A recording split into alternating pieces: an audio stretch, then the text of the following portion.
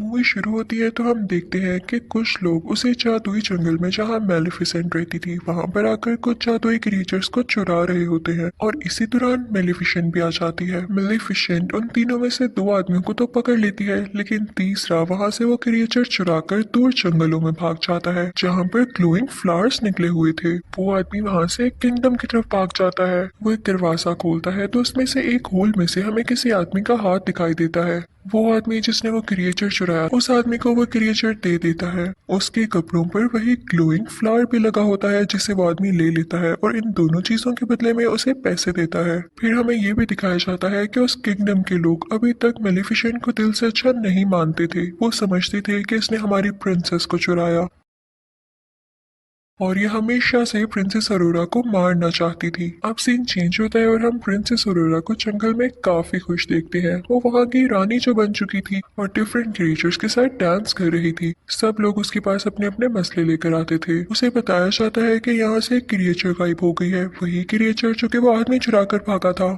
तो ये सुन के प्रिंसेस अरोरा काफी परेशान हो जाती है। तो वहाँ पे वही छोटी हाइट वाली तीन परियां आती हैं और उसे खुश करने लगती हैं। उसका क्राउन लेके भागने लगती हैं ताकि वो भी उसके पीछे पीछे आए। और प्रिंसेस अरोरा जैसे ही नीचे जाती है तो उसे कौन दिखाई देता है भला? वही लड़का जो कि मूवी यानी मेलेफिसेंट पार्ट 1 के एंड पे उसके पास आया था लेकिन तब तक वो उसका ट्रू लव नहीं था। वो भी एक प्रिंस था और उसका नाम था प्रिंस फिलिप। वो काफी अरसे से प्रिंसेस अरोरा को पसंद करता था और यहाँ पर फाइनली वो उसे प्रपोज कर देता है जिसे सुनकर प्रिंसेस अरोरा भी काफी खुश होती है क्योंकि वो भी उसे कहीं ना कहीं पसंद करती थी। ये सब कुछ मेलिफिसेंट का कौवा यानी डिवियल भी देख रहा होता है। वो जाके सब कुछ मेलिफिसेंट को बताता है तो मेलिफिसेंट वहां से उठकर प्रिंसेस अरोरा से बात करने आती है और दूसरी तरफ वो प्रिंस फिलिप भी अपने पेरेंट्स को बताने के लिए चाहता है कि मुझे एक लड़की पसंद आ चुकी है। फिर हम देखते हैं कि प्रिंस फिलिप अपने किंगडम पहुंच चुका है और वहां पर जाकर वो अपने फादर यानी किंग को, क्वीन को और बाकी लोगों को बताता है कि मैं उस लड़की को प्रपोज कर आया हूँ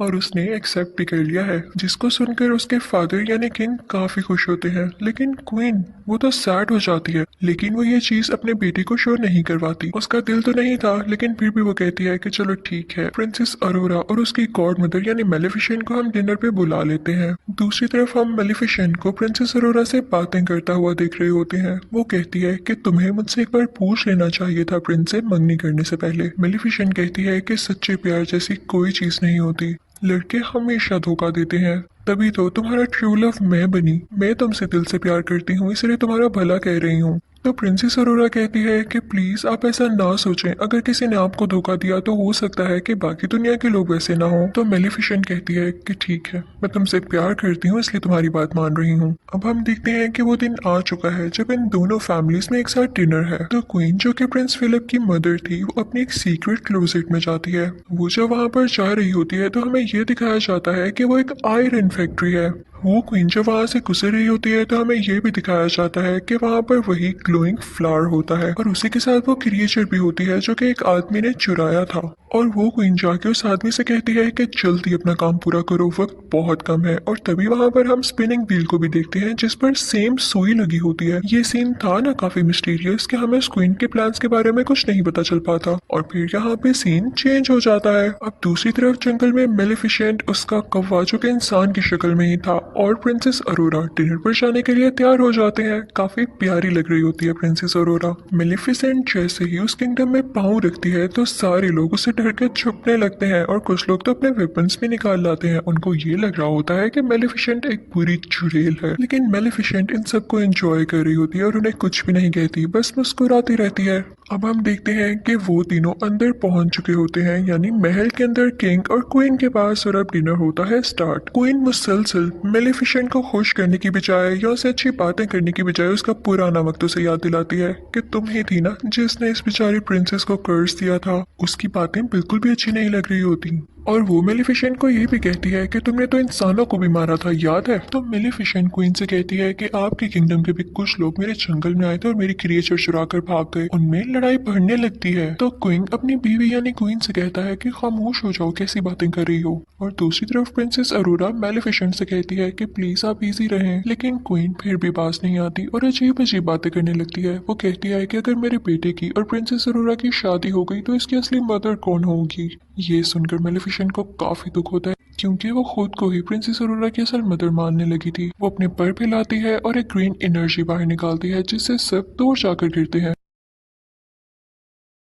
क्वीन भी बिला वजह का डर जाती है और किंग के पीछे जाके छुप जाती है जिससे किंग बेचारे नीचे गिर जाते हैं। क्वीन ऊंची ऊंची बोलने लगती है कि मेलेफिसेंट ने किंग पर कर्ज कर दिया है और अरोरा उनकी बात पर यकीन कर लेती है और मेलेफिसेंट से कहती है कि प्लीज आप अपना कर्ज खत्म कर दें, आप बार बार क्यों सब पे कर्ज करती हैं। तो मेलेफिसेंट कहती है प्रिंसेस अरोरा तुम भी ये कह रही हो, मैंने कोई कर्ज नहीं किया। लेकिन प्रिंसेस अरोरा मेलेफिसेंट की बात पर यकीन ही नहीं करती क्योंकि क्वीन ने काफी अच्छे तरीके से उसको टैकल कर लिया होता है। तभी वहां पर सोल्जर्स आने लगते हैं जो कि मेलेफिसेंट पर अटैक करने वाले होते हैं। मेलेफिसेंट आखिरी बार प्रिंसेस अरोरा से कहती है कि क्या तुम मेरे साथ नहीं आओगी। तो प्रिंसेस अरोरा कोई जवाब नहीं देती और क्वीन और किंग के पास बैठी रहती है। तो मेलेफिसेंट दुखी होकर वहां से उठकर चली जाती है। उसके साथ उसका कौवा भी खिड़की तोड़ के बाहर चले जाते हैं। लेकिन वहां पे एक और लड़की होती है जो क्वीन और किंग की साथी होती है। वो आयरन बुलेट से मेलेफिसेंट पर अटैक कर देती है जिससे वो बेचारी ओशन में गिर जाती है। अब हम देखते हैं कि कैसल में किंग बेचारे बेहोश पड़े होते हैं तो उनको उनके बेडरूम में ले जाया जाता है। सब काफी परेशान होते हैं और उनका बेटा यानी प्रिंस फिलिप अपनी मदर क्वीन से कहता है कि आप डैड के माथे पर चूमे, आप उनसे सच्चा प्यार करती हैं ना, आप उनकी वाइफ हैं, हो सकता है कि वो दोबारा से ठीक हो जाए।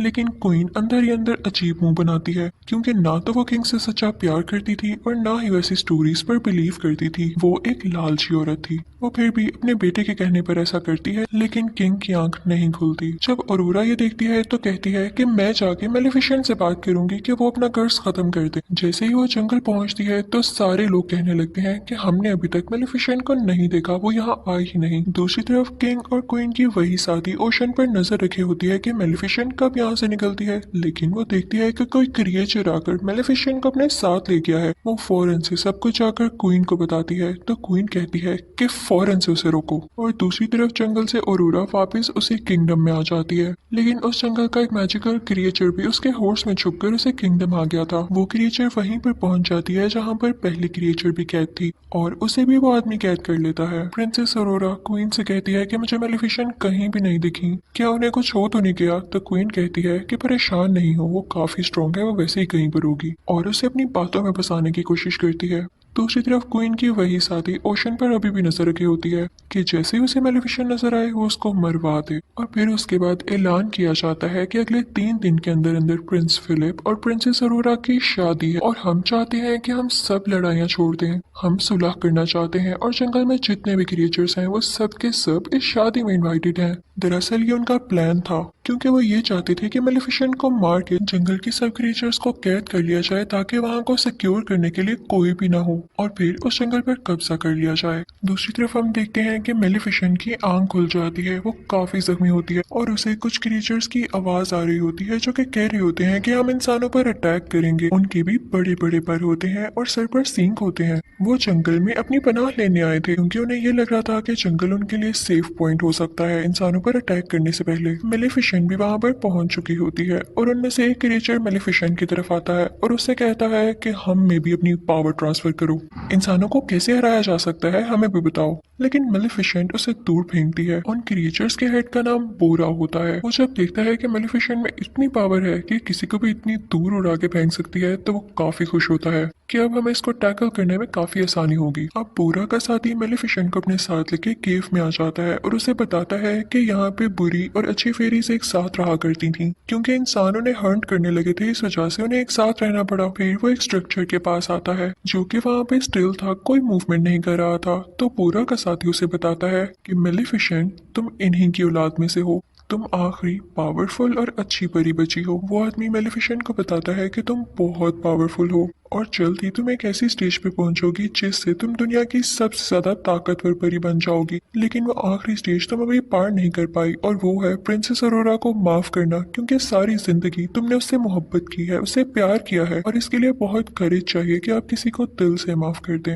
और जो किसी को दिल से माफ कर देता है वही इस दुनिया का सबसे ताकतवर इंसान होता है। तो मेलेफिसेंट कहती है कि नहीं, मैं उसे माफ नहीं कर सकती, मैंने उसे हमेशा प्यार किया लेकिन उसने मुझे धोखा दिया। तभी वहां पर बोरा भी आ जाता है और बताता है है कि प्रिंस फिलिप और प्रिंसेस अरोरा की शादी हो रही है और ये हमारे पास अच्छा मौका है उन पर अटैक करने के लिए, लेकिन मेलेफिसेंट यहाँ चुप रहती है। दूसरी तरफ हम ये भी देखते हैं कि प्रिंसेस अरोरा को क्वीन अपनी ढकी छुपी बातों से काफी टॉर्चर करने लगती है और प्रिंसेस अरोरा को ये फील भी होने लगता है, तो वो प्रिंस फिलिप के पास जाती है और उससे कहती है कि मैं सिर्फ आपके लिए बर्दाश्त कर रही हूँ, वरना मुझे क्वीन अच्छी नहीं लगने लगी। दूसरी तरफ हम ये देखते हैं कि क्वीन का वही आदमी जो कि उस फैक्ट्री में काम कर रहा होता है उस ग्लोइंग फ्लावर के ऊपर, वो उससे कुछ डस्ट तैयार कर लेता है जिसे बताता है कि इससे परियां मर सकती हैं और ये मैंने मेलेफिसेंट को मारने के लिए तैयार किया है। उसे देख के क्वीन काफी खुश होती है। उसके पास एक छोटी सी फेरी भी होती है और जैसे ही वो पाउडर उस पर डालता है तो वो फेरी मर जाती है। क्वीन बहुत खुश हो जाती है, लेकिन वो आदमी उसे कहता है कि ये पाउडर तभी और ज्यादा बन सकता है जब आप मुझे वो ग्लोइंग फ्लावर्स और ज्यादा ला के दें। तो क्वीन अपने लोगों को ऑर्डर्स देती है कि जल्दी जाओ और वो फ्लावर्स फौरन से इकट्ठे करके लाओ, और जैसे ही उसके आदमी उधर पहुंचते हैं वो फ्लावर्स लेने के लिए, तो मेलेफिसेंट को खबर हो जाती है और वो भी वहां पे पहुंच जाती है। लेकिन तब तक बहुत देर हो चुकी थी, उसके सोल्जर सारे फ्लावर्स उतार चुके थे और मेलेफिसेंट यहाँ पे कुछ भी नहीं कर पाती। बस वो बहुत उदास थी क्योंकि उसके साथ हमेशा बुरा ही हुआ था।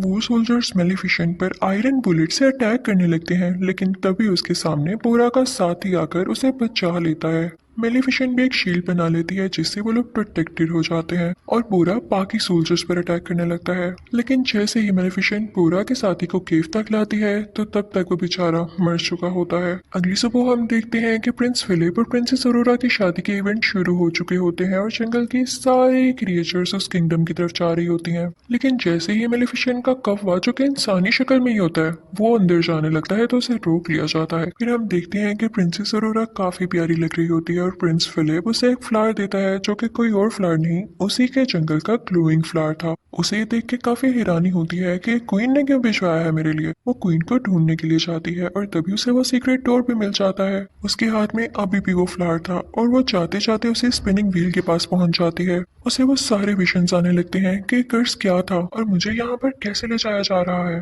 वो वहाँ पर देखती है कि दो फेरीज भी कहते हैं वही क्रिएचर जिसे 7 महीने कैद किया था। वो उनको छुड़ाने ही लगती है, लेकिन वो आदमी उसे रोक लेता है। तभी वहां पर क्वीन आ जाती है और वो प्रिंसेस अरोरा से कहती है कि मेरा किंगडम पहले उस जंगल के करीब हुआ करता था, लेकिन इन सब क्रिएचर्स और मेलेफिसेंट के एंसेस्टर्स ने, यानी उसके बड़ों ने मिलकर मेरे किंगडम को नुकसान पहुंचा दिया और मेरे फादर मारे गए। लेकिन जब मेरा भाई भी वहां सुलह करने के लिए गया तो उस जंगल के क्रिएचर्स ने मेरे भाई को भी मार दिया, और जब मैं अकेली बच गई तो मुझे किंग से शादी करना पड़ी जो कि अब मेरा हस्बैंड है, लेकिन मैं उससे प्यार नहीं करती। तो क्वीन कहती है कि मैं तुम सबसे बदला लेकर रहूंगी। क्वीन सोल्जर्स को ऑर्डर देती है कि प्रिंसेस अरोरा को एक रूम में कैद कर दिया जाए और ऐसा ही होता है, और फिर उन क्रिएचर्स को भी एक रूम में बंद कर दिया जाता है और फिर उन पर वही पाउडर छिड़का जाता है जो कि 7 महीने तैयार किया था, जिसकी वजह से सारे क्रिएचर्स बेचारे वीक होने लगते हैं। जिस रूम में अरोरा होती है वहां पर उसका वेडिंग ड्रेस होता है और वो उसे फाड़ कर काफी लंबी सी रस्सी में बदल देती है और कैसल से नीचे जाने की कोशिश करती है, लेकिन तभी वहां पर सोल्जर्स आते हैं और प्रिंसेस अरोरा खुद को रूम में ही बंद कर लेती है। मेलेफिसेंट का कौवा भी, जो कि इंसानी रूप में ही होता है, कैसल के अंदर आ जाता है और दूसरी तरफ प्रिंस फिलिप अपने बीमार फादर के पास बैठा होता है और उसे ये सब कुछ नहीं पता होता। अब क्वीन अपने कैसल की छत पर होती है और वो इस जंगल की तरफ काफी बॉम्ब्स फेंक रही होती है। दूसरी तरफ बोरा भी अपने लोगों के साथ इस किंगडम पर अटैक करने के लिए आ रहा होता है। दूसरी तरफ अरोरा मौका पाके उसी ड्रेस से लटकते हुए नीचे आ जाती है किंग के रूम में जहाँ पे प्रिंस फिलिप भी होता है। वो उसे सब कुछ बताती है कि क्वीन ने मेरे साथ क्या किया और मेलेफिसेंट ने आपके फादर को कर्स नहीं दिया बल्कि आपकी मदर ने ही दिया है, जिसे सुनकर प्रिंस फिलिप काफी हैरान होता है। और दूसरी तरफ हम देखते हैं कि बोरा और उसके साथी किंगडम पर अटैक करने आ रहे होते हैं, लेकिन उन पर मुसलसल आगे से अटैक कर रहे होते हैं किंगडम वाले और उनमें से कुछ लोगों को पकड़ भी लेते हैं। प्रिंसेस अरोरा को मेलेफिसेंट का वही कौवा दिखाई देता है जो कि इंसान ही बना हुआ था। वो उससे कहती है कि हमें लोगों की जान बचाने के लिए यहाँ की चर्च का दरवाजा खोलना होगा, और वो दोनों मिलकर दरवाजा खोलने लगते हैं। वहां पर जाकर वो सारे क्रिएचर्स को बचा लेते हैं और वहां पर मौजूद छोटी छोटी फेरीज उन सुराखों में फूल भर देती हैं जहाँ से पाउडर निकल रहा था, और अब वो डस्ट पाउडर वहां से बाहर नहीं निकलता और न ही किसी क्रिएचर को नुकसान पहुंचाता है। और जब क्वीन की वो साथी लड़की जो कि पाउडर गिरा रही होती है उनको ठीक करने जाती है तो वहीं से खुद ही नीचे गिर जाती है। प्रिंस फिलिप अपनी मदर यानी क्वीन को समझाने जाता है, लेकिन क्वीन सोल्जर से कहती है कि इसको पकड़ लो, लेकिन प्रिंस फिलिप उसी से पहले कैसल से नीचे जंप लगा देता है। वहाँ पर प्रिंसेस अरोरा और मेलिफिसेंट के कव्वे को भी पकड़ लिया जाता है, लेकिन तभी वहाँ पर आती है मेलिफिसेंट और अपने कव्वे को एक बड़े से बियर में तब्दील कर देती है और वो बियर चर्च का दरवाजा खोल के सब क्रिएचर्स को आजाद कर देता है। मेलिफिसेंट बाकी लोगों पर अटैक करने लगती है और अपने लोगों को बचाने लगती है। तभी वहाँ पर बोरा भी आ जाता है और क्वीन के सोल्जर से लड़ने लगता है, लेकिन फिलिप उसे आके रोकता है और कहता है कि ये हमारे जनरल है, इसे कुछ मत कहना। तो बोरा वहाँ से चला जाता है। जब जनरल ये देखता है कि इसने मुझे नहीं मारा तो उसे पता चल जाता है कि असली सालिम कौन है, यानी क्वीन असली सालिम है। दूसरी तरफ मेलिफिसेंट रूफ टॉप पर आती है उसकी क्वीन के पास, लेकिन प्रिंसेस ऑरोरा भी पास आती है मेलिफिसेंट की और उससे कहती है कि प्लीज क्वीन को मत मारे वरना सब लोग वाकई समझेंगे कि आप सालिम थी। लेकिन मेलिफिसेंट कहती है कि नहीं अरोरा, पीछे हट जाओ, मुझे तुम्हारी कोई बात नहीं सुननी। तो अरोरा रोते हुए कहती है कि मदर ऐसा ना करें। और जब मेलिफिसेंट उसके मुंह से मदर लव सुनती है तो उसका दिल काफी सॉफ्ट हो जाता है और उसके दिल में इमोशंस आने लगते हैं। और जब वो दोनों एक दूसरे को ऐसे देख रहे होते हैं तो जाहिर है क्वीन को मौका मिल जाता है उन पर अटैक करने के लिए। तो वो वही डस्ट पाउडर प्रिंसेस अरोरा की तरफ फेंकती है, लेकिन मेलिफिसेंट उसके सामने आकर प्रिंसेस अरोरा की जान बचा लेती है। और जैसे ही मेलिफिसेंट को एरो लगता है वो एशेस में बदलने लगती है और प्रिंसेस अरोरा बहुत ज्यादा रोने लगती है। क्वीन ये देख के काफी खुश हो जाती है और ऐलान करती है कि अब तुम लोगों की मेलिफिसेंट नहीं रही और अब मैं पूरी जगह पर कब्जा करने वाली हूँ। लेकिन तभी हम देखते हैं कि प्रिंसेस अरोरा के आंसू मेलिफिसेंट के एशेस पर गिरते हैं और मेलिफिसेंट फिर से जिंदा हो जाती है। उसके बड़े बड़े पर आ जाते हैं। क्वीन को बहुत गुस्सा आता है, वो प्रिंसेस अरोरा को कैसल से नीचे धक्का दे देती है और मेलिफिसेंट उसे बचा लेती है। प्रिंस फिलिप को भी अपनी मदर के बारे में सब कुछ पता चल चुका था, इसलिए वो भी मेलिफिसेंट के पास आ जाता है और मेलिफिसेंट मान जाती है प्रिंसेस अरोरा और प्रिंस फिलिप की शादी के लिए। तभी मेलिफिसेंट के पास वो छोटा आदमी भी आता है जिसने उसके क्रिएचर्स को कैद किया हुआ था। वो उसके क्रिएचर्स छोड़ देता है और उसे वही सुई देता है जिसकी वजह से वो कर्स फैला। अब सबको पता चल जाता है कि कर्स फैलाने वाली असली क्वीन ही थी। अब किंग भी जाग चुका था और क्वीन को बोरा के लोग पकड़ लेते हैं और उसे फेंकते हैं। मेलिफिसेंट उसे कोर्ट में बदल देती है और वहाँ की सारी जगह को फूलों से सजा देती है